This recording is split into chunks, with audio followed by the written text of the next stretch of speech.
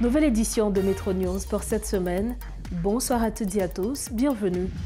Au sommaire de ce mercredi, l'accord politique devant servir de socle pour le fonctionnement du Conseil présidentiel est finalisé et transféré à la CARICOM. Le document devrait être présenté en Conseil des ministres incessamment. Le nom du président du Conseil sera connu sous peu selon une source digne de foi. L'Organisation des Nations Unies ainsi que le Conseil permanent de l'Organisation des États américains saluent la mise en place du Conseil présidentiel. L'ONU et l'OEA estiment que les acteurs politiques haïtiens sont sur la bonne voie pour l'instauration d'une transition démocratique. Et puis les gangs continuent d'imposer leurs lois au niveau de la région métropolitaine de Port-au-Prince. Les criminels ont attaqué plusieurs quartiers dont Village Théodate et Tessina. Des bandits ont pillé plusieurs maisons et volé plusieurs véhicules.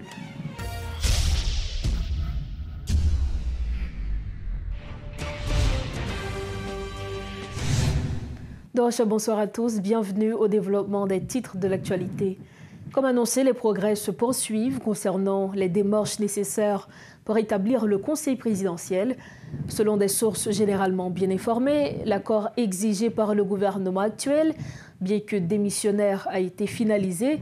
2 représentants de chaque secteur ayant un siège au Conseil ont signé le document avant de le transmettre à la CARICOM. Notre contact ajoute que Mohamed Irfan Ali, président de la CARICOM, devra bientôt présenter le dossier au Premier ministre Ariel Henry pour sa publication dans le journal officiel Le Moniteur. Dans l'intervalle, le Conseil permanent de l'Organisation des États américains a unanimement approuvé la résolution intitulée « Appui à la transition démocratique en Haïti » lors de sa session extraordinaire du mercredi 3 avril. Cette initiative découle d'une demande du groupe de travail pour Haïti face à une situation alarmante de crise sécuritaire dans le pays, marquée par une intensification des violences perpétrées par des gangs armés, ainsi que des difficultés de la mise en place du Conseil présidentiel de transition. La résolution, composée de 11 points, encourage les États membres de l'OEA à soutenir les forces de l'ordre haïtiennes, à saluer l'établissement du Conseil présidentiel de transition, à encourager ce dernier à former un conseil électoral en vue d'organiser les élections, à apporter un soutien financier à la mission multinationale et à fournir une assistance humanitaire d'urgence à Haïti. Alors que des voix réclament un juge de la Cour de cassation pour présider la transition, le groupe du consensus du 21 décembre réaffirme son soutien indéfectible à l'établissement du Conseil présidentiel pour diriger le gouvernement provisoire. Une correspondance adressée au président de la CARICOM voit les signataires de l'accord du 21 décembre s'opposer à la proposition de certains partis politiques de choisir un juge de la Cour de cassation comme président. Pascal Adrien du Mouvement national pour la transparence, Toutouni, est notre invité ce soir. Pascal Adrien, bonsoir. Bienvenue à Metro News. Bonsoir, merci beaucoup pour l'invitation. Un plaisir d'être disponible pour répondre à vos questions. Merci encore de votre disponibilité. Vous êtes signataire de l'accord du 21 décembre et notamment coordonnateur de Toutouni. Il faut dire que ces derniers jours, de nombreuses voix s'élèvent pour demander à ce qu'un juge à la Cour de cassation dirige cette transition.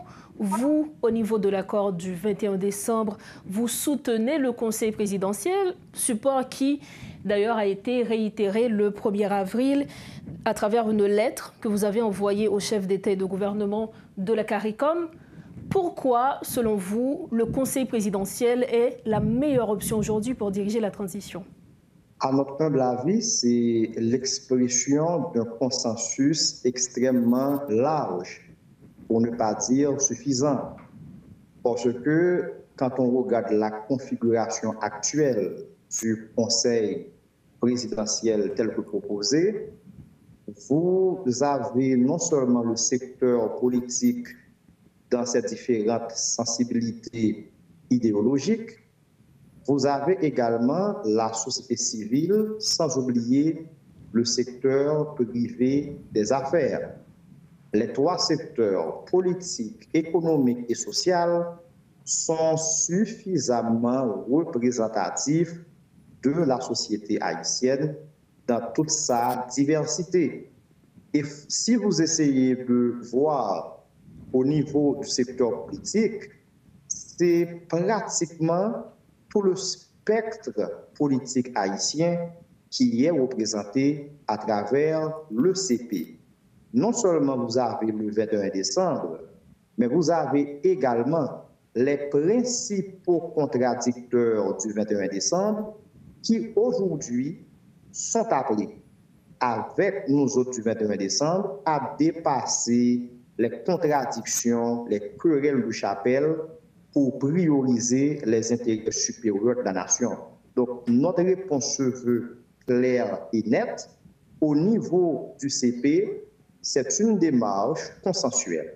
C'est une démarche ou encore un processus de construction de consensus autour d'un nouveau cadre de gouvernance intérimaire. Et c'est amplement inclusif dans la mesure où différentes entités jadis antagoniques se retrouvent aujourd'hui pour se mettre ensemble au chevet de notre pays.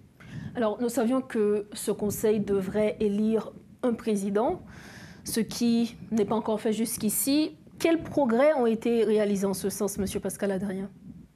Bon, mes informations me permettent de vous dire qu'aujourd'hui, il y a l'accord portant création du nouveau cadre intérimaire qui est sur le point d'être finalisé.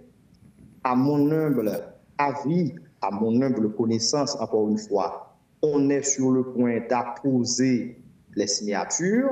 Donc, incessamment, ce document sera fin prêt pour qu'il soit publié incessamment dans le Moniteur. Donc, ce sont des avancées majeures, des avancées assez significatives. Vous avez fait allusion aux élections devant, encore une fois, permettre au CP d'avoir un président.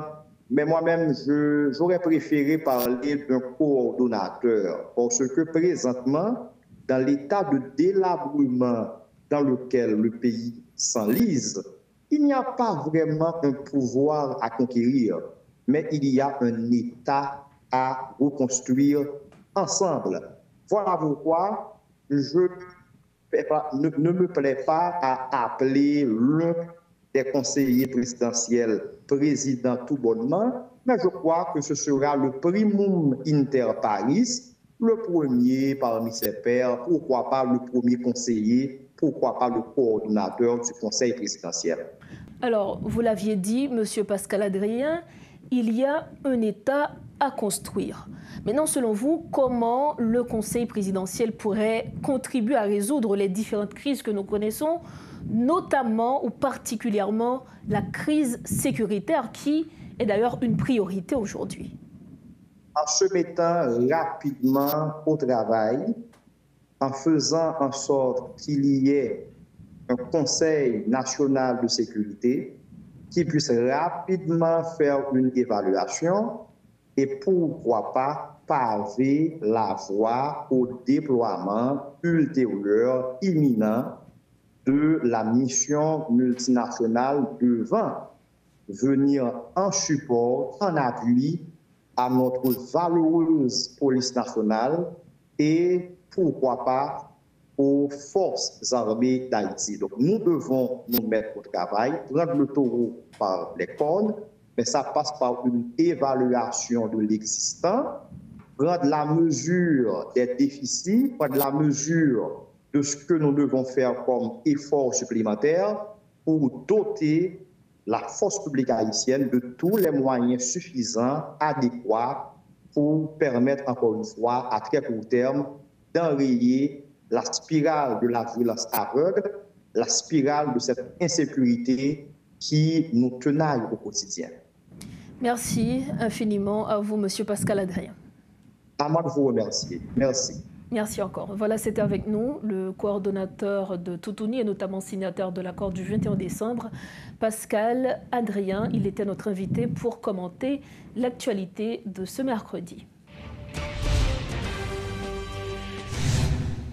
Merci de votre fidélité à Métro News. La suite des informations. Les résidents des quartiers de Théodate et Tessina ont fui leur résidence ce mercredi suite à une attaque de gang. Des bandits ont pillé plusieurs maisons et volé plusieurs véhicules.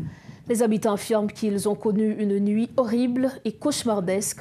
Notons que des tirs n'auraient été entendus dans plusieurs autres endroits de la capitale.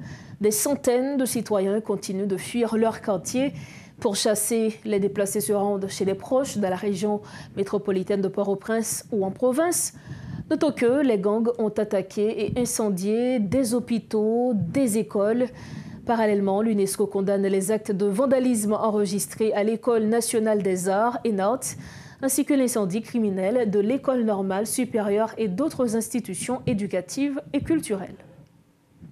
Autre point dans ce journal, les citoyens de la capitale expriment leur préoccupation par rapport à l'augmentation des prix des produits de première nécessité qui sont considérablement en manque. Les quelques commerçants qui disposent encore de quelques produits comme le riz, le maïs, la farine, les épices, entre autres, ont presque doublé les prix. Dans les supermarchés qui se trouvent à Delma, Pétionville en particulier, certains rayons sont vides. Suivez ce reportage de Rodolphe Pierre-Louis. C'est une capitale qui tente de se ravitailler du mieux que possible car nul ne sait à quand la fin de cette crise. Des citoyens, que ce soit à pied ou à bord de leur véhicule, achètent en quantité certains produits dans les supermarchés et quelques étagères sont déjà vides. Difficile de placer des commandes selon des propriétaires sous couvert de l'anonymat à cause des routes qui sont bloquées. De longues files d'attente sont également remarquées devant les maisons de transfert. La pression augmente de temps en temps puisque les heures de fonctionnement ont été réduites. Affecté par cette situation, ce professionnel ne cache pas ses préoccupations. Moi-même personnellement, qui sont citoyens qui, surtout qui étaient bas Delma, conseil de manque commencer à gagner au niveau de quartier côté Pamna. Par contre pour l'autre côté, là on prend par exemple de l'eau, ni pour boire, ni pour baigner. Là on prend d'autres traités, commence à une crise, mon océan a difficulté pour rejoindre. Et de l'eau pour se servir même c'est encore pire. Ça m'a proposé de première nécessité, là on prend le cas de pain, c'est petit bail mon toujours voulu mettre la caillou. Ou mal pour jeune ça yo. Dans les pompes à essence, c'est encore le même constat. Chacun pense à faire le plein, que ce soit avec leur véhicule ou avec des récipients en plastique.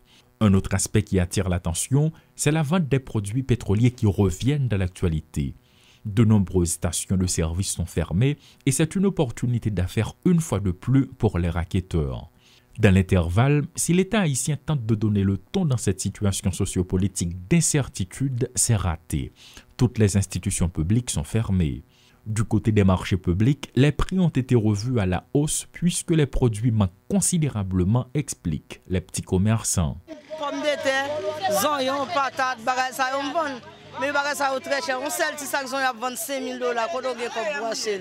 Et crédit a bon, l'autre vinn là vend pour faire $5,000 mon non pas qu'à faire. Mais comment mettre si le cas la loi moun après l'homme moi dire moi ka faire marché non et pas faute moi m'a acheter ti mamite ça 1000 good mais comment me l'autre pour 50 good même fin mon ça me pas un moment l'argent même bénéfice moi pas fait. Dans le cadre de ce périple, il est clair que le premier souci des citoyens en ce moment est de s'approvisionner.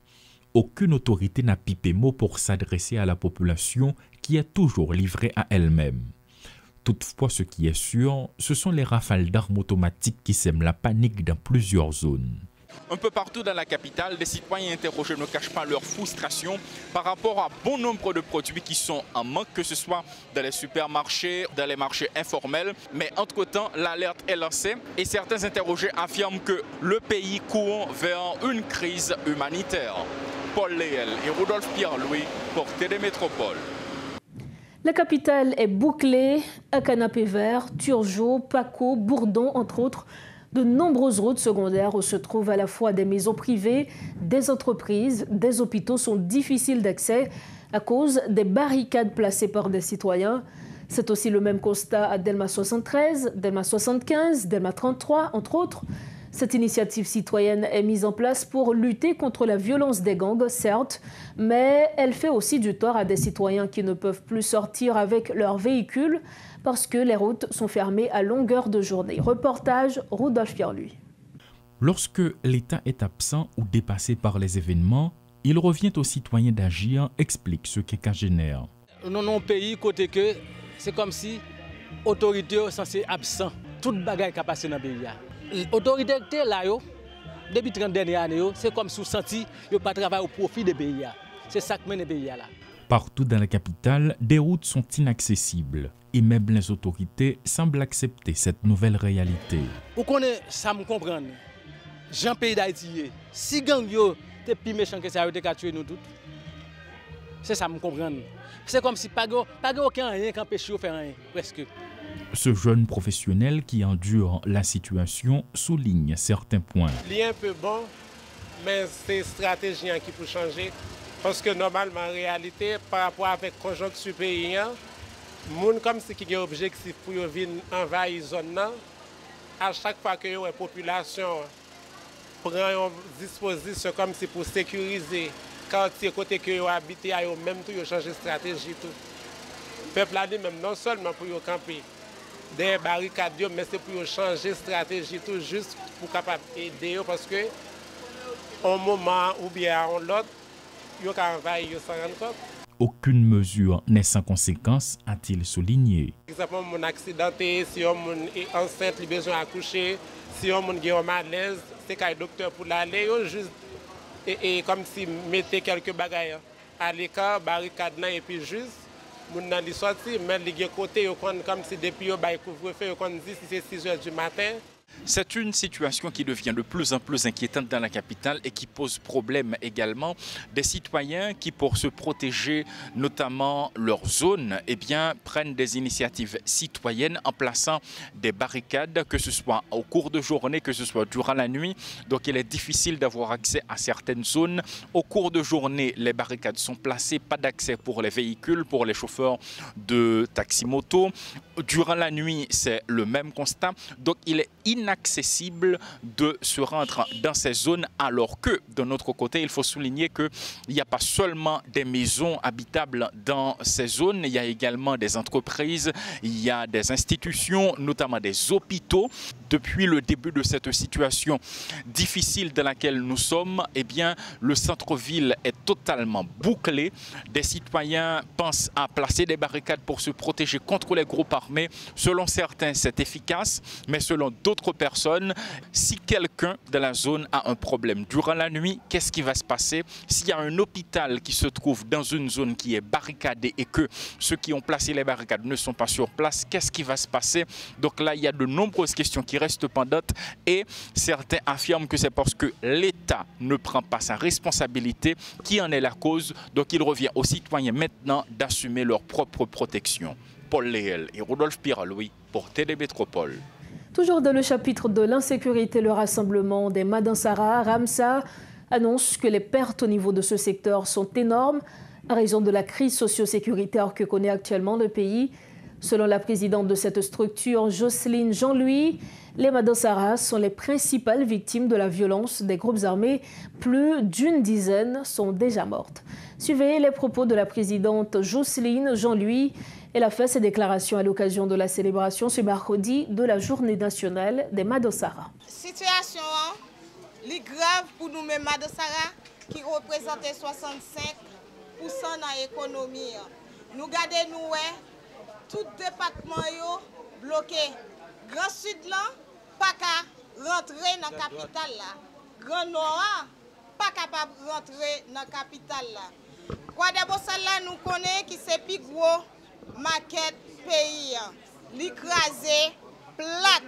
Et moi toujours dis, quoi d'abord ça, gagne 22 000 machines. Journée jeudi, machine quoi d'abord ça, yo tellement pas qu'à descendre, yo tout côté. Delma 6, Delma 29, Delma 30, Delma 31, même Pétionville. Bagay la grave. Yo te ka chita la kayo. Mais pas oublier, yo gen yon famille qui sous compte yo. Nous connaissons Madansara, c'est moun yo qui peuple en pile. Journée jodi a, Madansara yo décapitalisé. Nan Ramsa, année passée, bagay la te commencé comme ça. Nous te gagné 11 000 machins Madansara qui étaient décapitalisés. Journée jodi a, nous passons à 14 000 machins qui décapitalisés. Madansara n'a pas demandé plus. Madansara a demandé sécurité. Autre information, ce 3 avril ramène le 24e anniversaire de l'assassinat du journaliste Jean-Léopold Dominique et de son gardien Jean-Claude Louis Saint. 24 ans après, la justice haïtienne n'a toujours pas trouvé les coupables de ce double meurtre. Nous refermons cette édition, mais avant de partir, voici l'essentiel de l'information développée ce mercredi. L'accord politique devant servir de socle pour le fonctionnement du Conseil présidentiel est finalisé et transféré à la CARICOM. Le document devrait être présenté au Conseil des ministres incessamment. Le nom du président du Conseil présidentiel sera connu sous peu selon une source digne de foi. L'Organisation des Nations Unies ainsi que le Conseil permanent de l'Organisation des États américains saluent la mise en place du Conseil présidentiel. L'ONU et l'OEA estiment que les acteurs politiques haïtiens sont sur la bonne voie pour l'instauration d'une transition démocratique. Et puis les gangs continuent d'imposer leurs lois au niveau de la région métropolitaine de Port-au-Prince. Les criminels ont attaqué plusieurs quartiers, dont Village, Théodate et Tessina. Des bandits ont pillé plusieurs maisons et volé plusieurs véhicules. Voilà ce qui m'a fait cette édition de Métro News. Merci infiniment à vous, chers téléspectateurs, de l'avoir suivi. Prochain rendez-vous demain. Restez sur Télémétropole. Bonsoir.